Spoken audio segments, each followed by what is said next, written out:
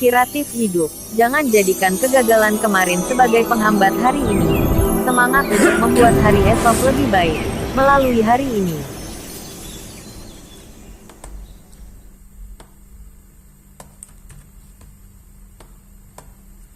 Episode 34. Kak John. Melihat Giana Wangsa yang menyedihkan dan menangis, hati Sean Yuwono ikut merasa tertekan tanpa bisa ditahan. Bagaimanapun, mereka pernah menjadi suami dan istri selama 3 tahun dan selama itu Sean memang telah jatuh cinta pada Giana. 3 tahun ini, Sean memanjakan Giana seperti seorang putri, melayani seperti seorang ratu, serta memperlakukan seperti mutiara dan melindunginya dengan sangat baik. Mana pernah Giana Wangsa menerima penderitaan seperti ini? Jika dulu seseorang berani menamparkan wajah Giana, Sean pasti tidak akan membiarkannya begitu saja. Akan tetapi, Sean tahu bahwa Cynthia sebenarnya menamparkan Giana untuk melampiaskan amarah Sean. Sudahlah, kata Sean sambil meletakkan tangan kanannya di bahu Cynthia. Lalu, dia berkata kepada Giana, "Pergilah. Aku bukan laki-laki milikmu lagi." Air mata Giana mendadak berhenti. Dia tidak pernah memperlihatkan sisi lemahnya di hadapan Sean. Meskipun keluarga Wangsa kami memelihara seekor anjing selama 3 tahun dan aku tidak menginginkannya lagi, aku tidak akan memberikannya begitu saja kepada orang lain. Seru Giana. Sean Yuwono, aku memerintahkanmu untuk segera meninggalkan grup Citra Abadi dan kamu tidak diizinkan menjadi pengawal Cynthia Yandra lagi. Cynthia Yandra memberimu 400 juta per tahun, kan? Aku akan memberimu 500 juta. Cynthia tidak bisa menahan tawa ketika mendengar kata-kata Giana yang begitu percaya diri. Hahaha, 500 juta. Ingin menarik presdiryu. Uhuk, Cynthia terbiasa memanggil Sean Yuwono dengan sebutan Presdir Yuwono, sehingga Sean segera menyela dengan pura-pura terbatuk. Sekarang Giana merasa emosional. Dia baru saja dimarahi oleh keluarganya dan kini wajahnya ditampar oleh Cynthia Yandra. Jika Giana tahu identitas asli Sean, dia mungkin tidak akan sanggup menerima pukulan yang bertubi-tubi ini. Sean merasa tidak tega. Cynthia melirik Sean, kemudian melanjutkan, "Hehe, dengan 500 juta rupiah, kamu ingin menarik Sean Yuwono? Tidakkah kamu terlalu naif? Meskipun kamu menambahkan angka 0 lagi, itu tidak akan cukup." "Apa?" gumam Giana. Giana tidak percaya dan berpikir di dalam hati. Apakah gaji tahunan Sean Yuwono sebagai pengawal bukan 400 juta? Melainkan 5 miliar. Tidak peduli seberapa kaya Cynthia Yandra, dia tidak mungkin akan menghabiskan 5 miliar untuk menggaji pengawal. Mengetahui bahwa dirinya tidak sekaya Cynthia Yandra, Giana berkata, "Sean Yuwono, kamu harus mengundurkan diri dari grup Citra Abadi hari ini. Sandi sudah menemukan bukti bahwa kamu menjual jam tangan. Setelah bukti diserahkan ke polisi, kamu akan ditangkap. Kita pernah menjadi suami istri. Aku juga tidak ingin kamu menghabiskan hidupmu di penjara." Giana melanjutkan, "Jika kamu mendengarkanku dan meninggalkan Cynthia Yandra, kembali ke keluarga Wangsa kami, dan menjadi pengawal pribadiku, aku bisa menyuruh Sandi untuk melepaskanmu." Sean membalas Giana dengan acuh tak acuh. "Terima kasih atas kebaikanmu. Tapi aku benar-benar tidak bisa menjadi pengawal pribadimu. Aku tidak bisa melindungi keselamatanmu sambil melihatmu berada di hotel dengan pria lain. Jika Sandi Wangsa memiliki bukti, terserah dia mau bagaimana menuntutku." Selesai berbicara, Sean langsung masuk dan duduk di kursi kemudi Porsche. Kemudian, dia pergi meninggalkan tempat itu bersama Cynthia Yandra. Melihat Sean pergi, Giana menghentakkan kakinya dengan marah dan berseru, "Sean Yuwono, aku tidak mengizinkanmu pergi. Dasar pasangan anjing. Pasti Cynthia Yandra menghabiskan 5 miliar tidak hanya sekedar untuk menjadi Sean Yuwono pengawalnya, tapi kemungkinan juga menjadikannya kekasih."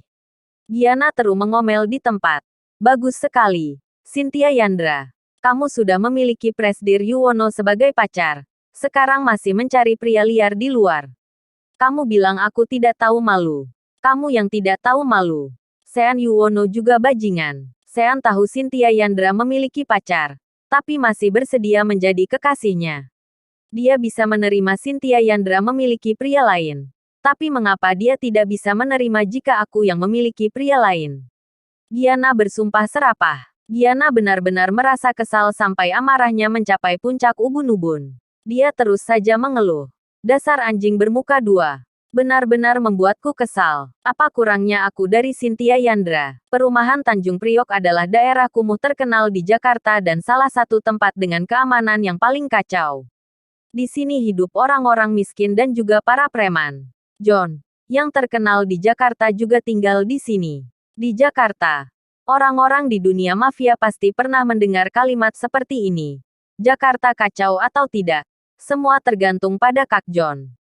Tas yang dibawa Kak John, bila bukan berisi kepala orang, maka berisi pisau.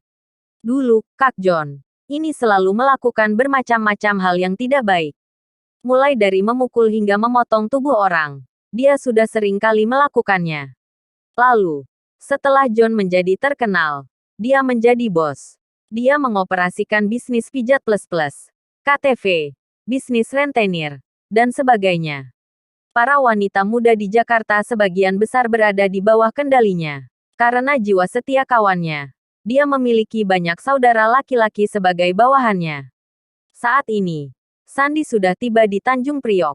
Dengan bantuan seorang kenalan, dia bertemu dengan Kak John, yang legendaris ini. Ketika Sandy melihat seorang pria kekar dengan tato dan rambut gimbal, dia menyapanya. Halo, Kak John. John sedang makan tiram mentah dan minum bir. Dia melirik Sandy dan balas menyapa. Tuan Wangsa, selamat datang. John terlihat sopan di permukaan, tetapi dia tetap makan dan minum. Dia bahkan tidak melirik Sandy lebih lama dan membalas sapaannya dengan acuh tak acuh. Sandy tidak memedulikan hal tersebut. Meskipun dirinya adalah seorang tuan muda dari keluarga kaya, John ini adalah bos para preman. Sandy berkata, aku datang ke sini untuk melakukan bisnis dengan Kak John. Aku memiliki jam tangan Richard Mille yang bernilai lebih dari 5 miliar.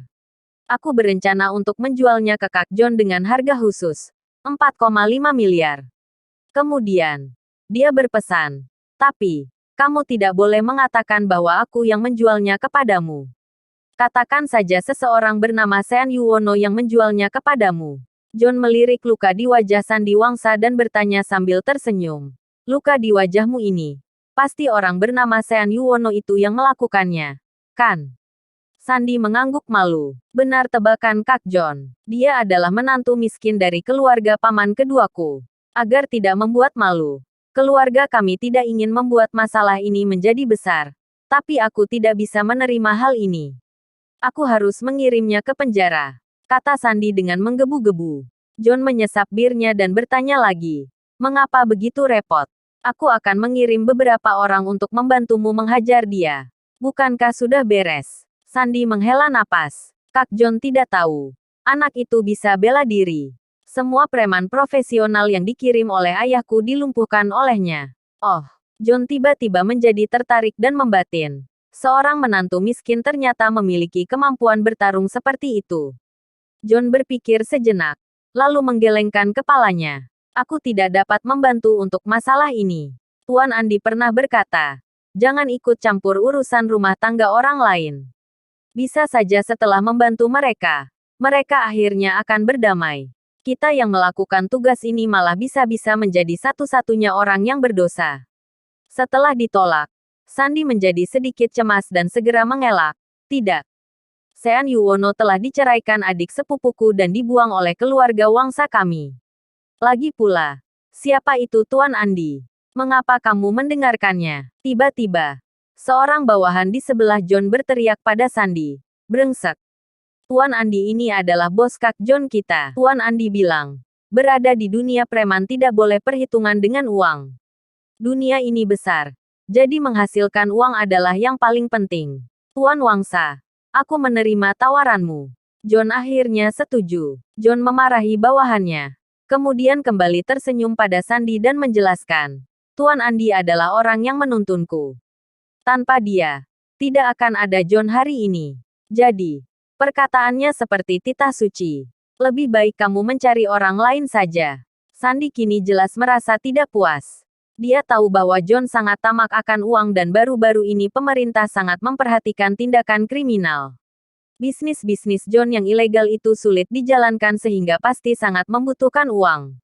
Kemudian, Sandy berkata, aku jual jam tangan ini 4 miliar kepadamu. John terus menggeleng dan tetap menolak. Sudah aku katakan, Tuan Andi memperlakukanku seperti anak sendiri. Aku harus mendengarkan apa yang dia katakan. Sandy menggerakkan giginya dan bersikukuh untuk terus menawarkan 3 miliar rupiah. Aku akan menjual jam tangan ini seharga 3 miliar kepadamu dan kamu bisa mendapatkan 2 miliar jika kamu menjualnya lagi. John sontak tertawa saat mendengar penawaran Sandy yang kian terdengar putus asa. Episode 35. Sean Yuwono masih mencintaiku. Sean sudah mengemudikan mobil keluar dari tempat parkir bawah tanah gedung CBD. Tetapi suara tangisan Giana sepertinya terdengar di telinganya. Dia pun membatin. Giana Wangsa selalu sombong. Bagaimana bisa dia terima jika ditampar di depan umum seperti itu? Selagi mengemudi, Sean berpesan kepada Cynthia. Kamu tidak diizinkan menamparkan Giana Wangsa lagi tanpa izin dariku. Cynthia dapat melihat bahwa Sean merasa sedikit kasihan terhadap mantan istrinya. Sean Yuwono masih mencintai Giana Wangsa. Pikir Cynthia. Baik. Presdir Yuwono. Jawab Cynthia. Lalu lanjut bertanya. Tapi, dia sudah berbuat seperti itu kepada Anda. Tidakkah Anda membencinya? Sean tersenyum dan menjawab dengan balas bertanya. Benci adalah sisi lain dari cinta, Ki membencinya berarti mencintainya. Apakah ada bedanya? Mendengar kata-kata filosofis Sean, Cynthia tidak lagi memperlakukan pria muda itu sebagai anak kecil. Baik pengetahuan maupun pemikirannya, putra dari keluarga besar seperti Sean benar-benar tidak bisa diremehkan. Sean Yuwono merupakan seorang pria muda yang tampan. Dia berasal dari keluarga yang kaya raya. Dia memiliki pemikiran yang tajam, murah hati, serta mencintai wanita. Cynthia juga mulai menyukainya. Aku harus mendapatkan pria ini. Cynthia diam-diam berkata pada dirinya sendiri dalam hati.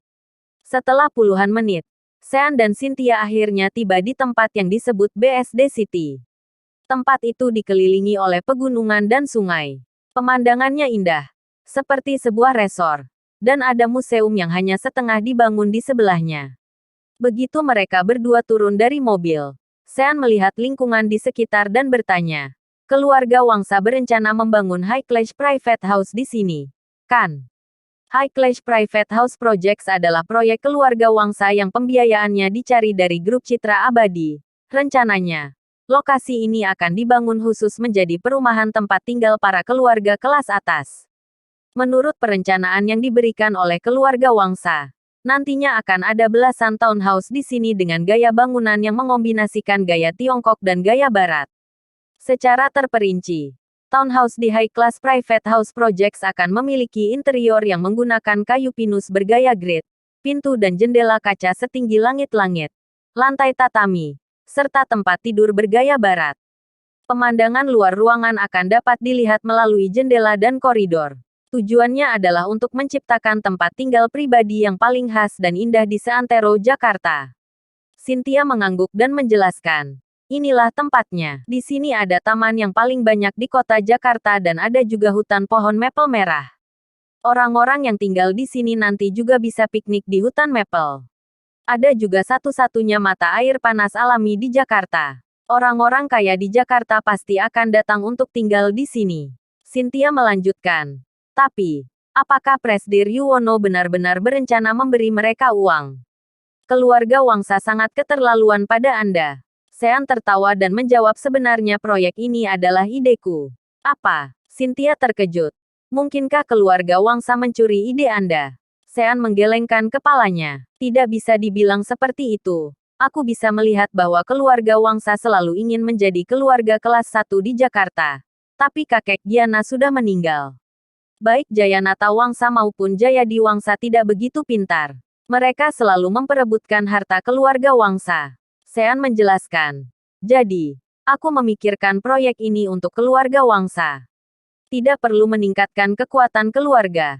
Tapi keluarga bisa mengontrol kalangan kelas atas dengan merancang kediaman pribadi khusus untuk mereka. Aku menyebutkan ide ini kepada Giana. Lalu Giana menyampaikannya kepada nyonya besar keluarga Wangsa dan dia menerimanya. Hanya saja, dia memberikan proyek ini kepada Jayanata Wangsa. Cynthia berkomentar. Keluarga Wangsa sangat menyukai keluarga Jayanata Wangsa. Bisa dibilang mereka lebih mementingkan anak laki-laki daripada perempuan. Jadi mereka merasa Giana Wangsa tidak memiliki hak untuk mewarisi harta keluarga Wangsa. Untuk hal ini, aku bersimpati pada Giana Wangsa. Sean mengangguk setuju. Benar, Giana Wangsa selalu dihina oleh keluarga dan orang tuanya selalu menekannya. Tapi keluarga besarnya justru menyuruhnya untuk menikahi seorang suami yang miskin. Meski begitu, ini bukan alasan agar dia bisa berselingkuh, cerca Cynthia. Sebuah daun maple tertiup angin dan jatuh ke rambut Cynthia. Sean mengambil daun itu dari kepala Cynthia dan berkata, "Cynthia, temani aku minum. Minumlah bersamaku." Di kompleks apartemen di Alam Sutera, Giana sedang memegang gelas anggur. Ada seorang wanita cantik di sampingnya, yakni sahabatnya yang bernama Hilda Sukirman. Hilda meraih gelas Giana dan bertanya, "Giana, ada apa denganmu hari ini? Mengapa minum-minum di siang bolong? Siapa yang menggertakmu? Katakan padaku, aku akan menghajarnya." Giana menjawab dengan getir. "Cynthia Yandra si pelacur itu. Dia menamparku. Aku tidak memprovokasi dia sama sekali. Hanya memarahi suamiku yang tidak berguna." "Mengapa dia menamparku? Memangnya dia itu siapanya Sean Yuwono? Si sampah." Hilda tersenyum dan berkata, "Apakah kamu pernah mendengar pepatah? Kamu harus melihat tuannya ketika kamu memukul seekor anjing. Sekarang mantan suamimu adalah anjing Cynthia Yandra. Tentu saja dia tidak akan membiarkan kamu menghinanya." Giana mengambil gelas anggurnya lagi dan langsung meneguk semua anggur di dalamnya. Kemudian, dia berkata dengan marah, "Sean Yuwono, kamu sangat kejam. Aku hanya berselingkuh sekali. Di zaman seperti ini, wanita cantik mana yang tidak pernah berselingkuh? Hilda, kamu bahkan sudah berselingkuh 2 kali." Perkataan Giana justru membuat Hilda merasa sedikit malu. Dia mengambil segelas anggur dan menuangkan segelas anggur sambil memprotes pelan. "Mengapa kamu mengungkit diriku? Aku tidak ditangkap basah oleh suamiku. Dia hanyalah menantu miskin. Meskipun dia tahu, mengapa dia tidak bisa menerimanya?" Giana kembali mengomel. "Kamu tahu tidak, Hilda? Aku memintanya untuk berlutut kepadaku dan dia menolak. Tapi, tidak lama setelah itu, dia pergi untuk berlutut dan meminta maaf kepada Cynthia Yandra. Bahkan bersedia menjadi pengawalnya. Menurutmu, mengapa begitu? Aku juga bisa memberinya uang." Hilda menggoyangkan gelas anggur merahnya dan tertawa. "Berdasarkan apa yang aku tahu tentang Sean Yuwono, dia sangat mencintaimu 3 tahun ini. Jadi, dia tidak akan dengan mudah berpindah hati. Alasan mengapa dia menolakmu dan menjadi pengawal Cynthia Yandra adalah untuk membuatmu menghormatinya," kata Hilda. Giana menjadi lebih sadar, tetapi sangat bingung dengan kalimat ini. Hilda menjelaskan, "Coba kamu pikir, jika dia menggunakan uangmu, dia pasti berpikir bahwa dia bergantung pada wanita. Tapi, uang yang diperoleh dari orang lain bisa membuatnya berdiri tegak di depanmu. Aku berani bertaruh denganmu. Sean Yuwono ingin menjadi orang yang berhasil di luar, membuat dirinya layak untukmu, dan kemudian melamarmu." Giana berpikir sejenak dan sebuah senyum perlahan muncul di wajahnya. Aku tahu laki-laki tidak berguna ini masih mencintaiku. Tapi, aku tidak bisa menunggunya. Bagaimanapun juga, aku sudah bercerai. Jadi aku bisa mencari seseorang yang setara denganku. Latar belakang keluarga Cahyadi Pangestu cukup lumayan. Hanya saja, dia terlalu playboy. Tidak seperti Sean Yuwono yang bisa menjaga orang.